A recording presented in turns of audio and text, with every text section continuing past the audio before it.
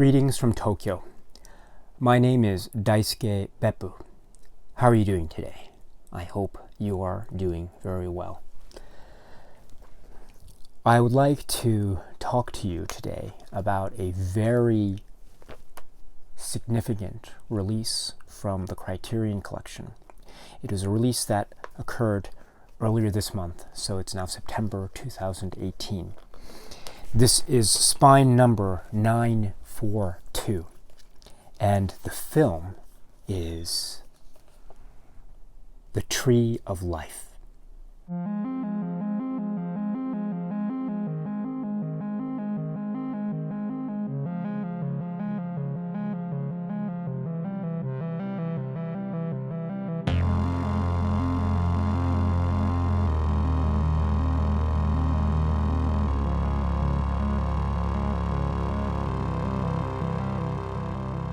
This is a film that was first released in theaters in 2011, and the film is directed by Terrence Malick. The film stars Brad Pitt, Sean Penn, Jessica Chastain, and others. And this is a film that is about family. It is about childhood. It is about one's childhood experiences with one's family. Especially involving a mother who is loving and caring and a father who is stern and strict and perhaps doesn't know necessarily how to express his love towards his family. This is also a film about loss and about grieving, and it is a film that is about dealing with loss and dealing with a sense of maybe lack of purpose or lack of direction, whether that be in one's childhood or maybe whether that be when one is older.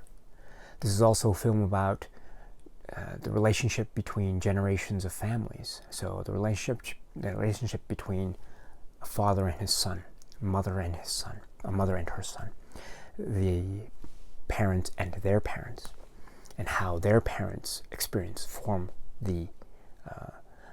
are very formative in the lives of the father and mother, and how their experiences are very formative in the lives of their three sons, Jack, RJ, and Steve. This is one of the great masterpieces of American cinema. Once again, let me repeat, this is one of the great masterpieces in American cinema. The Criterion Collection did something which was very bold and miraculous, and I would say very risky, or potentially so. What they did was they released the theatrical cut. Now, the theatrical cut is 139 minutes, and this was the theatrical cut that was released in theaters in 2011. And then, not just the theatrical cut appears on this release, but also, especially for this Criterion Collection release, there is a new assembly cut of this film, which is known as, it's called here, or described here, the new extended version of the film, featuring an additional 50 minutes of footage.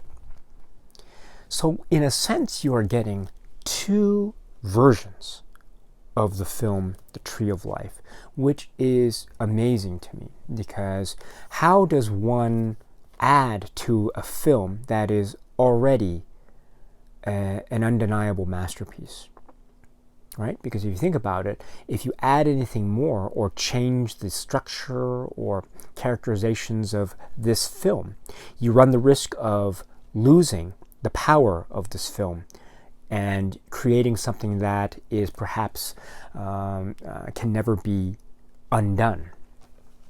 So there's a real risk, actually, of doing this. I'm very happy to say, however, that the extended version of the film, with the additional 50 minutes of footage, is also a towering masterpiece. And so I'm left here wondering, which version is better? is the theatrical version better or is the extended version better? And I still don't know, because they are both, in equal measure, I would say, a masterpiece. And so this release by Criterion of The Tree of Life is astounding, absolutely astounding. There are some great supplements here as well. Let me just go through them very quickly. There is the documentary, which is from 2011, called Exploring the Tree of Life, and it features clips of interviews with participants in the film. It also features interviews with other filmmakers who are admirers of Malick's works, such as David Fincher and Christopher Nolan. It's an interesting documentary. I think it's really good. I think I've seen this before. I want to say that it was included in a separate release, an earlier release of this film. But I remember seeing this film, this documentary before. So this isn't a new documentary supplement. But there are other supplements on this Criterion release. So there is a new interview with actress Jessica Chastain, and also with the special effects supervisor Dan Glass. So these two interviews are great. The Dan Glass interview, I think, is wonderful because he goes into detail about how each of the effects shots were categorized. And he talks about certain aspects of Terrence Malick's thinking. There's one detail, or there are a couple details that I really love about Dan Glass's interview. He talks, for example, about, he brings up a phrase, Bierstatting, which I think is a really fascinating phrase. Bierstatting. Please watch the interview by Dan Glass and you'll see what I'm talking about. There's also a wonderful moment in the Jessica Chastain interview when she's talking about the details behind that magical moment in the film where you have the mother, Mrs. O'Brien, and the butterfly. She talks about that moment in her new interview, and it's so wonderful. It's such a wonderful detail about the genesis of that particular scene. So that's a wonderful supplement as well. Then we have a new video essay by critic Benjamin B. about the film's cinematography. This is an essay, the visual essay, that's presented in a kind of Microsoft PowerPoint kind of way, with slides and words on slides. And then you have the voice of the critic talking over these slides. So it's like a presentation. And the subject is the cinematography, and so it goes into specific detail actually about the types of lenses that were used, and how the type of lens, what was the decision making behind the use of that lens for specific close-ups or the like, to convey maybe a sense of intimacy, etc., and other details like that are specific to cinematography. It was surprisingly detailed in terms of cinematography speak. And I'm not a cinematographer, so I don't know the I don't know necessarily the significance necessarily between the types of lenses, the sizes of lenses, and how that affects the image and what that connotes necessarily. But I found this supplement to be really eye-opening and quite filled with a lot of detailed and helpful information. Then there's also another supplement, an interview with film and music critic Alex Ross, talking about the use of classical music in this film. And there's quite a lot to talk about there. So if you are not particularly well-versed in classical music, this is probably going to be a wonderful supplement to watch, because he goes into quite detail about what the pieces were and how that, why those pieces perhaps were chosen by Malick at those particular moments in time. And it's really great. I just want to say one thing about the music. Of all the great pieces of music, there is that one piece that I find so charming and lovely and moving. It's the Francois Couperin. The piece is Les Barricades Mystérieuses, And this is the piece that's first played, remember, when you have the shot of the children, all the children playing in the schoolyard, and the camera tracks through the yard slowly as you see all these children playing. And it also occurs very importantly in the film itself when Brad Pitt's character is playing on the piano, the son who can play his guitar, picking up on the tune. And it's the tune from Les Barricades Mystérieuses. And you have that wonderful moment when Brad Pitt, the father, looks that way, or looks this way, and he's got his glasses on, and he's looking towards the sun, and he's got this wonderful look on his face. He's so proud. And then they do a little bit of a jam session, so to speak, and the theme is Les Barricades Mystérieuses, and you have, and it cuts to later Jack walking in the yard, and he is looking into the house, and he's listening into the music as they're playing it. And it's just a wonderful connection between. This is such a poignant moment in the film, and of course the piece occurs again. It occurs after we find out that father has left for his business trip, leaving the children and the mother alone in the house, and they're just so excited, and they're running around the house. And I think one of them, is it Steve, the youngest? He's got, I think maybe a lizard or something, and he's just trying to chase his mom around the house, just playing, of course, and they're running and frolicking through the house. And then the music occurs again on the soundtrack. It's Les Barricades Mystérieuses, and there's just a wonderful innocent charm about it, which is so evocative of the tone of the Tree of Life, at least the way it exists in my memory of the film. So Alex Ross's interview is really wonderful, talking about the classical music, so I highly recommend that. And then there is also a great video essay. It's two parts of a video essay by critic Matt Zoller-Seitz. Now, I understand that he made a video essay talking about Malick's work, and it was a multi-part series, and two of those parts were about the Tree of Life. So those two components only are set forth as supplements here. And Matt Zoller-Seitz has some incredibly important insights to make. So I highly recommend that you watch those supplements. If I could just bring up a couple examples.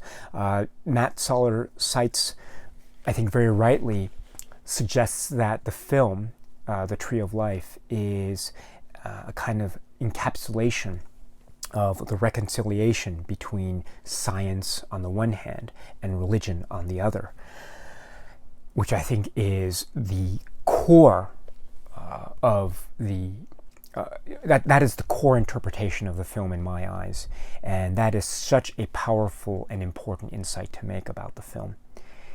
Also, Matt Zoller-Seitz, I think very rightly, compares the film, and especially the relationship between mother and son, or should I say more specifically, how the son views his mother, how Jack views his mother, the Jessica Chastain character. Matt Zoller-Seitz compares that to the relationship between son and mother in other films. For example, Terence Davies' film The Long Day Closes, and also Andrei Tarkovsky's Mirror. So these are two excellent comparisons to make with other films. And so I think those are just examples of why Matt Zoller-Seitz's video essay is really an important and key supplemental work that is wonderful to have with this release. And there's also an essay by critic Kent Jones, which is a wonderful essay, and also a piece written in 2011 by the great Roger Ebert. So those are the supplements of The Tree of Life. Now, as for the film versions themselves, I'm going to talk really briefly about some of the differences that I've identified between the theatrical version and the extended version, so to speak. So if you don't want to hear that, I suggest that you stop this video now and please go and get this if you haven't already. This is perhaps going to be one for the ages. Criterion has, well, if I were to say that Criterion has done it again. I don't think that phrase would do it justice, because it's not just the fact that Criterion has done it again. It has perhaps, again, this is, I think, a game changer. This is a game changer of a release, because this is, to me, showing the power of physical media. This is, to me, showing the beauty of physical media and how it is just so wonderful to have a package like this, which is in this wonderful case and so lovely in terms of its presentation. And you have the opportunity to watch these films side by side if you want, which I did. I watched the films side by side to compare them, and I'll talk about that later. It just shows me that nothing can beat Criterion. Nothing can beat Criterion. If they can release a film like The Tree of Life and do it in a way like this, my goodness, my goodness. If you're not into Criterion now, there's no time like the present to start getting into Criterion. If you're going to, I suggest starting with this film. Just get this film. Believe me. Just get this film, and you don't have to watch it immediately. You can just have it on your shelf. That's perfectly fine. This is not a film that you should rush into.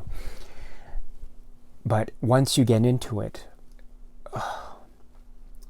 yes, it is a remarkable film. It is a genuine masterpiece. The theatrical version is a genuine masterpiece. The extended version is also a genuine masterpiece. Which is better? I don't know. But I think that's not the most important question, actually. I think it's more important to consider both of them at the same time, if that makes any sense. And so, in that respect, I think this is an undeniable classic release from the Criterion Collection. Okay, so if you're still here, please note that I'm going to be talking specifically about some of the differences that I've noticed between the extended version and the theatrical version. So if you don't want to hear anything specific, just stop now and come back to this video anytime after you've seen the versions. Okay, so from the outset, there is a visual difference between the two. The theatrical version has a bit of a more muted, I would say a little bit darker palette to it, a little bit browner, I would say. And the extended version is a little bit brighter and a little bit more whiter. So that has the potential of saying, for example, the theatrical version has certain scenes which I think are pronounced in more detail, perhaps, when seen in the extended cut. So, for example, there's a scene in the creation sequence, I think, when you have, I think it's a manta ray swimming, and you see a little fish underneath. Well, the fish is not so visible in the theatrical cut, but in the extended cut, it's quite visible because it's a little bit brighter. As to which one is more preferable, I don't have an answer, because I think the presentation in, let's say, a more brown, muted color versus a presentation of the film in the brighter color, I think, I don't know, there is a certain difference, and there is a different mood that it gets me into. So maybe the more muted way might make me feel a little bit more somber, perhaps, I don't know. But that's not always the case, because the brighter extended cut also has the potential for making me feel somber, because it does extenuate the bleakness of certain aspects. But at the same time, it does also accent the brightness of things and the glory of things. You know, sun is shining through much more vibrantly, arguably, than in the theatrical cut. So it really depends. I think it's apples and oranges, perhaps. Some people might prefer one mode of color palette versus the other, which is a perfectly legitimate approach to have. Okay, but that's just the general take that I have as regards to the picture. As to the contents, there are a number of differences. There are quite a number of differences indeed. And I think the differences are, some of them are quite subtle, some of them are not so subtle. The main additions, I would say, are there are more scenes and shots, for instance, with adult Jack, played by Sean Penn. We see more stuff with him and his character. We see stuff involving maybe flings and affairs that he's having with women who are not his wife. We see other shots of him maybe walking in a museum, walking in some blue, dark room. We see him walking and there's a masquerade ball and there are people wearing masks. And this is important too because that kind of mask, which covers the eye part, we see a shot of a mask floating in the water, remember, when at the end, when you have the sort of salvation sequence at the end, you see a quick shot in the theatrical cut and the extended cut of a mask of a mask floating in water. Well, that's the same kind of mask that we see in this extended version of adult Jack and this kind of party. So he's a bit of a womanizer, perhaps. He likes women. He's a bit lost.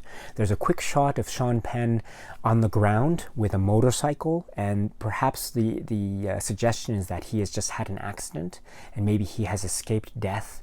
So there's a suggestion that he has the potential for being self-destructive and lost. So this is stuff, and also there is more weight to the interpretation that his marriage is crumbling. So this is all very key information that helps to round out the character of adult Jack, in my opinion. So that's one major difference.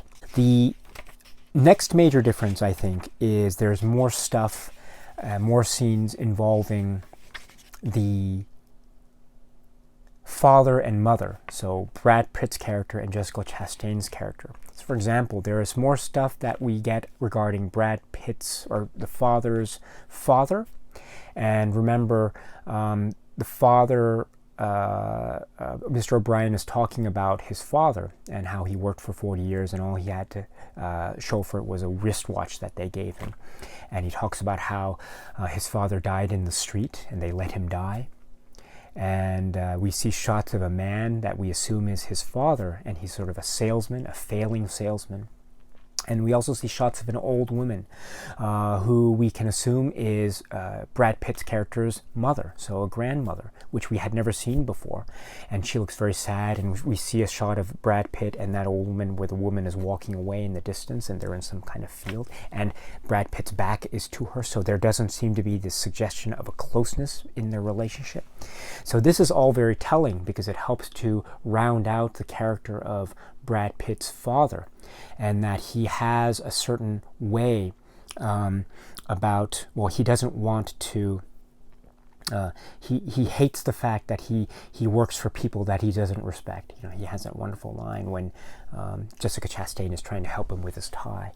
And so this is all quite illuminating regarding his character. And we understand more as to why he is like this with respect to his children, why he's trying to instill these principles and guiding principles in his children. And he is so aggressive about it because there's a certain sense of desperation. And I think it stems from his own childhood, right? Because he was very poor, right? There was a thing where he says he had the same pair of green pants, and and whenever his mom had to wash them, he had to wear some shorts. He had to run around in shorts. So this suggests that he comes from a very poor family. It's a wonderful fleshing out of his character. And then we also get additional information about Jessica Chastain's character as well. We get this in a number of ways. For example, we see more scenes of Fiona Shaw's character, and I think we can now assume, or it's probably safer to assume, that Fiona Shaw is playing the mother of Jessica Chastain's mother. It's not entirely clear, but I think the assumption is a fair one to make.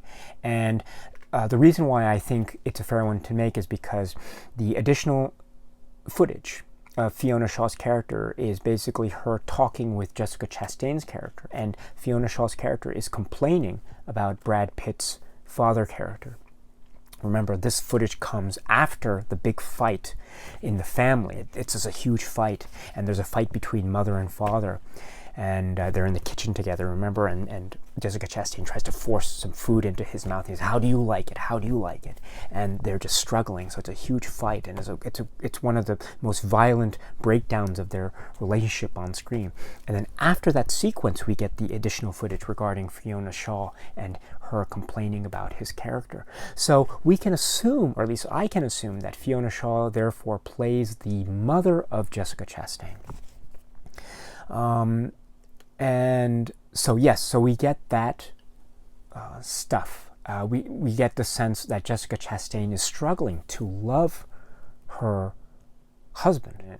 We also get footage of the brother of Jessica Chastain's character, so the uncle. He comes over, and we see the uncle playing with the kids, having fun with the kids.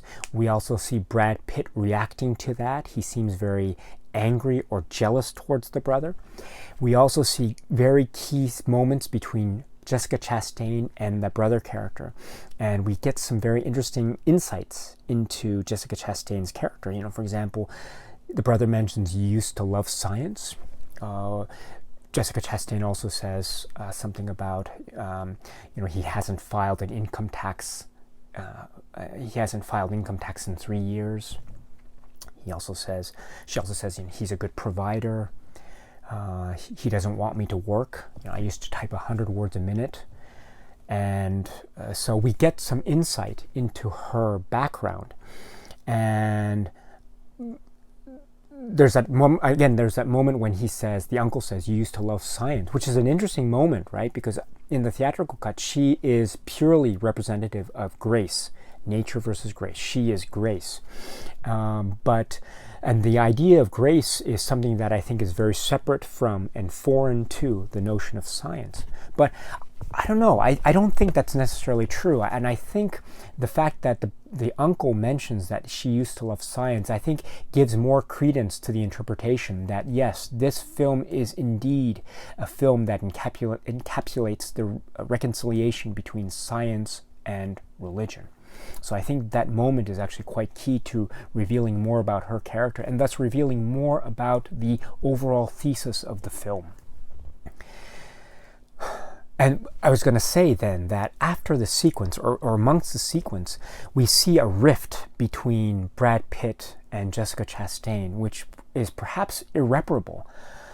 There's a moment when you think their marriage is going to fall apart, but there is that wonderful moment when Jessica Chastain's character approaches Brad Pitt's character, and then she caresses him and consoles him, and then they come back together. Now, this is after Brad Pitt has just exploded and just insulted the uncle, calling him mooching off the family and making fun of his nervous condition.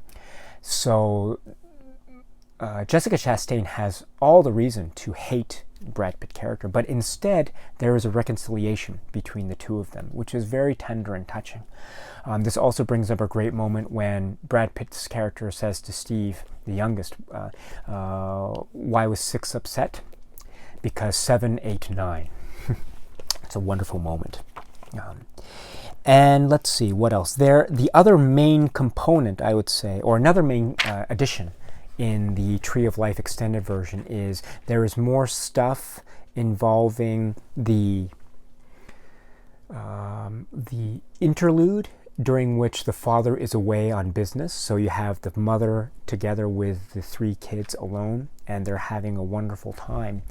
In the theatrical cut, it's more or less presented in a very positive light, but in the extended cut, there is a scene involving, I think it's a tornado that runs through the area, and it's quite a violent one because the winds are very strong and there's much destruction.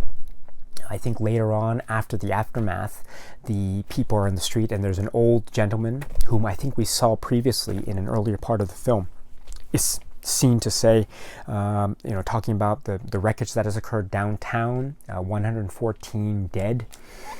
And he is, again, this is a wonderful piece, I think, that expounds upon the notion of the destructive nature of, let's say, God, if one believes in God. And, the old man is talking about houses. Some houses are left intact while others are destroyed. Some cars are untouched while others are wrecked. So it's this idea of maybe the randomness of nature's wrath, or perhaps this is the unknowingness of God's, how should I put it, divine intervention, perhaps. And this all is so foundational to this film, and it adds more to the structure of the film that is already there, because the structure of the film, as you know, is so heavily reliant upon the Old Testament and the book of Job. Right? Because, right, that's how the film opens, right? Where were you when I laid the foundations of the earth? So this is so important in terms of additional material, but it also is consistent, I think, with the underlying structure of the film that was always there from the theatrical cut, and now especially in this extended cut. And then the last, I would say, major addition to the Tree of Life is the sequence involving Jack and his what happens to him as a child. So in the theatrical cut, it was never clear what happens to him. He has his rebellious streak, which is expressed in how he interacts with the kids, breaking windows, and that's all also intact in the extended version. But there's some more stuff there. We see more stuff in the extended version when they're finding turtles and doing things with dogs' ears, and they're stealing stuff. I think there's a motor that they steal, and so there's other scenes of this outward rebelliousness, let's see, and yes, and then I guess, what was I going to say? Yes, so the additional material stems from that, and so what happens in the extended version is that we see that Jack is going to be sent away to school, to boarding school, and the parents decide this because we see footage of Jack and his teacher, and we also see footage of the teachers talking with Mrs. O'Brien, talking about he's not a good student and he's always disruptive in class. He stammers, not stares, but he stammers, and he there is no discipline. And this is really illuminative, I think, because in the car ride from school, Jack says the wonderfully revealing line to his mother, why can't I be little again? And when the decision is made for Jack to be sent away to school, there's just wonderful moments here. There's a moment when he's running, he's so shocked that he runs out of the house. But when he runs out of the house, he makes sure that the front screen door doesn't slam. He makes a point to run out and then go back to the door to make sure that it doesn't slam. And that recalls that moment, remember early on in the film, when he slams the door and his father makes him practice not slamming the door, whatever it was, like 50 times or 100 times or whatever. And he has to count out loud. Remember that moment? And he's just so not into it. But now, many, many moments later, towards the end of the film, he seems to have learned his lesson. So in a weird way, we see that his father has influenced him in a good way. Another way that this additional footage is very revelatory is we get that wonderful scene between Mrs. O'Brien and Jack, where she says, we haven't been good parents to you. We haven't set a good example for you. And you being away will be good because you haven't been getting along with your father. So she's very honest with Jack, which is very surprising and touching, and it nearly brought a tear to my eye when I saw it, because I was remembering my relationship with my own mother. And so it was very moving to me. And yes, so therefore the final leaving of the house, remember in the theatrical cut, the family leaves the house, and it's such a very powerful moment because this is part of their lives that they're leaving behind forever. Well, it becomes doubly significant for Jack because not only is he leaving the house, but in fact, after that sequence, we immediately go to Jack in his new school. So he is not only leaving his house, but now in the extended cut, he's leaving his family because he is now away in a school. And there, if you think about it also, they made the decision to put him into a boarding school that's 100 miles away. This decision was made, I think, before we get the information about Brad Pitt's character and how the factory is going to be closed and he has to relocate, otherwise he's going to lose his job at the company. So if you think about it, they made a decision to send him off to boarding school, and then now after they made the decision, they're going to be moving away. So in fact, the potential is that they're moving away to a place that is even farther from the boarding school. So at the old house, Brad Pitt says that it's only 100 miles away. But now that they're moving away, perhaps there is even greater distance that's going to be between Jack and the family. So there is much more pain and loneliness and sorrow in those scenes between Jack and his father after that sequence, and between Jack and his family. It's really quite powerful. And in fact, after the sequence, this is really important, we see Jack being kinder to people. We see him being kinder to a neighborhood kid. We see him being kinder to his father. You know, there's that wonderful moment when he walks to his father who's alone in the garden, and there's not a word exchange between them, but he kneels down next to his father and he helps him pick out the leaves of the vegetables that seem to be eaten through a bit. And there's this wonderful moment. So that comes after this stuff in the additional footage about him going away to boarding school. So it's amazing because in the theatrical cut, that turn in his character of becoming more of a benevolent person is a bit of an epiphany, where he seems to have found grace in the theatrical cut. In the additional footage of the extended cut, we seem to understand that perhaps that is because he is feeling longing for his family now that he's going to be sent away to boarding school. But the result is the same, because he still has this epiphany of being kind and gentle to people around him.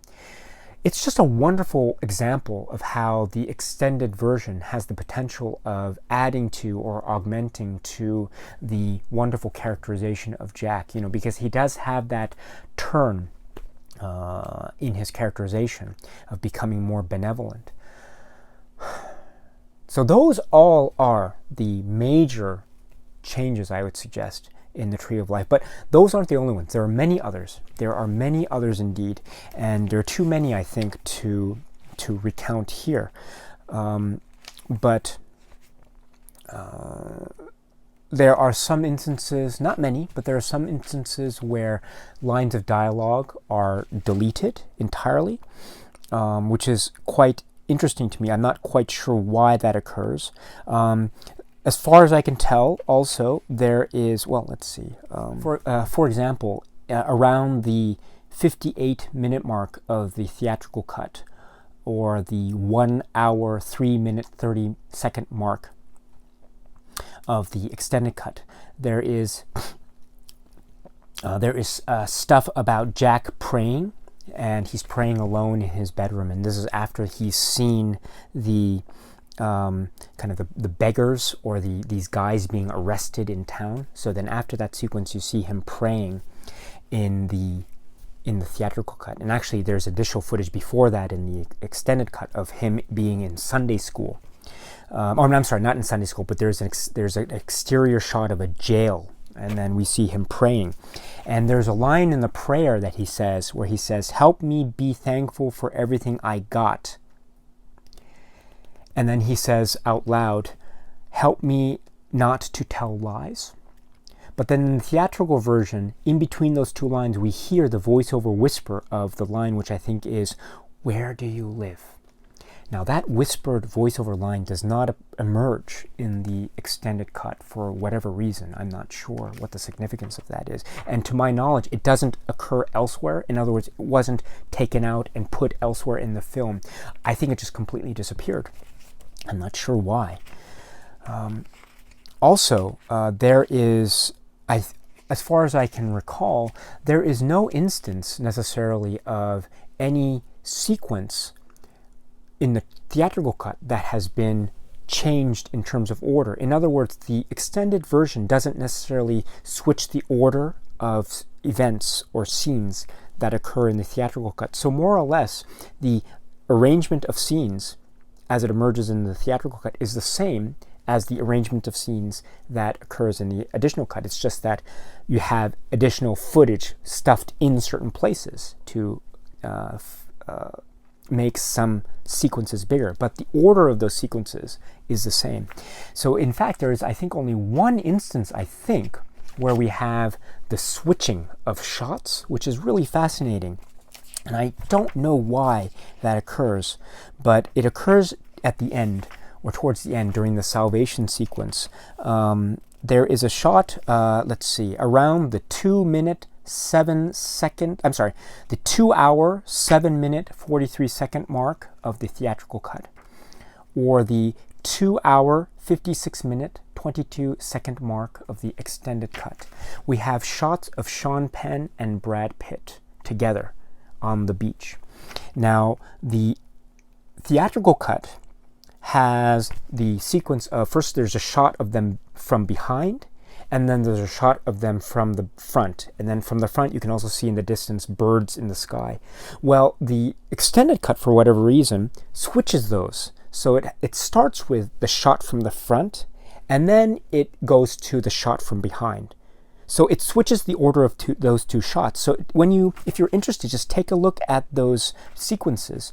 Again, it's 2 hours, 7 minutes, 43 seconds in the theatrical cut, and 2 hours, 56 minutes, 22 seconds in the extended cut. And, of course, this is very significant. There is one last difference at the end, after Sean Penn leaves his office, and you see him smile a little bit, or a faint smile at least, and the film has a couple more shots, and it ends on the bridge, and then it finishes in the theatrical cut. Well, before we get to those final two shots, after we see Sean Penn leaving his office, we then go in the extended cut to him going back to his house, and we see him walking towards the house, and we see two very interesting details. First, we see the wife in the second floor or third floor or the top floor